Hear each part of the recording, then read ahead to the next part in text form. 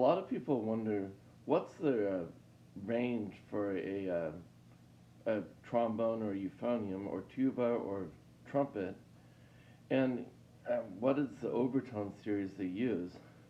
Because you could hear frequencies from below the bass clef staff all the way to above it. It's a, like everyone can hear these frequencies.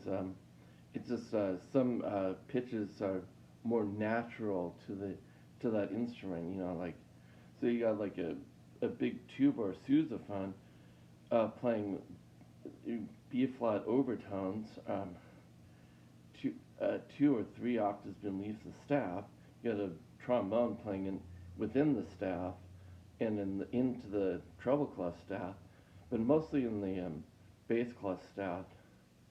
But and then you have the trumpet playing in the alto or soprano range, you know, from low E to double high C or whatever.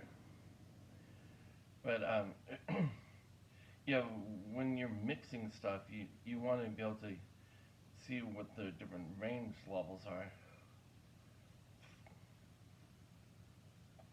So I have a really nifty chart that I found in a Marsteller book with regards to flexibility exercises and range building exercises. It was kind of useful. I mean, but of course, the best way to improve your range is to brush your teeth and floss and practice daily, and then listen to your band director. Don't do drugs. Don't smoke. You know, it be good to yourself. So anyway, here's a demonstration of the Overtone series, and this is a euphonium, or you could call it an F tuba, because it's not the tenor one. It's kind of a baritone, but it's also a tuba because the way it's shaped, and there's four valves. Here he goes.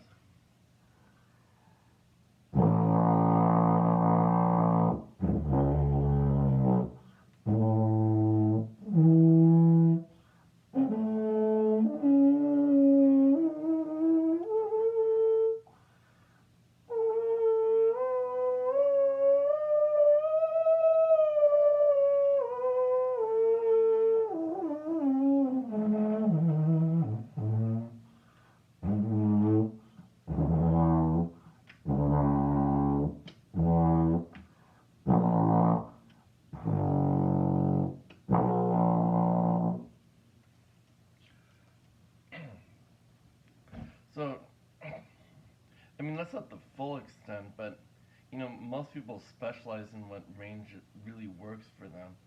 I mean, singing wise, there's bass, tenor, alto, soprano. Okay, so you've got like all these trombones, like you got the contrabass trombone, you got the bass trombone, you have a tenor trombone, an alto, a soprano. The original, but back to the Overtone series. What's interesting to me about the Overtone series is how it's kind of spelling a dominant seven.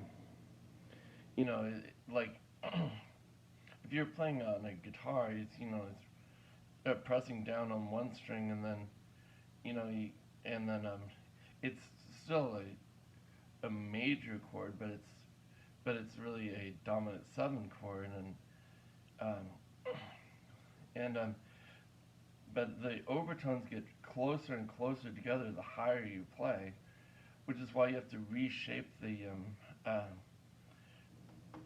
tubing so that it locks in better. It's a more secure, and you get a stronger sound because variety is better, and then there's people of all different shapes and sizes, um, and you know, the original sackbuts, they were playing like da da da da da da da da, or but you could also hear this in Bo Bo Bo 2001 Space Odyssey. Boom boom boom boom boom. Yeah. So it goes like.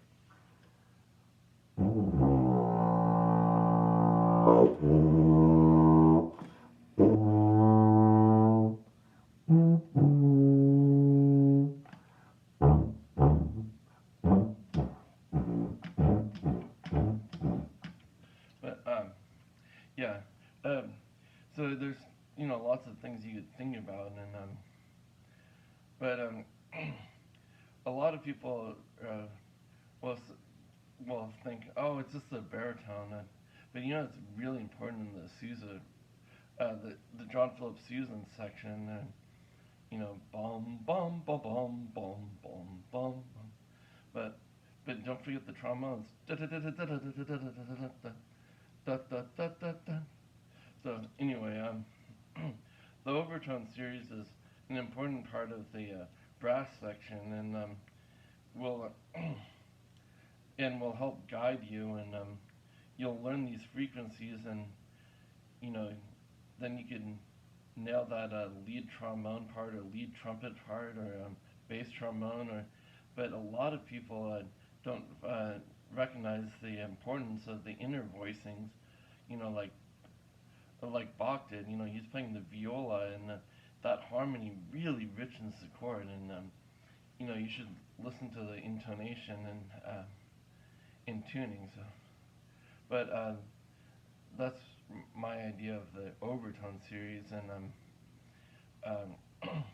and when it comes to minors, you know, it only richen it with the roots in the fifth. I mean, you double the third, sure, but it's mostly the roots, fifth, octave, and you have that third right in the middle. But that's just a voicing choice. Wagner did things differently, but it's really big sound. But I'm not writing on the Valkyries.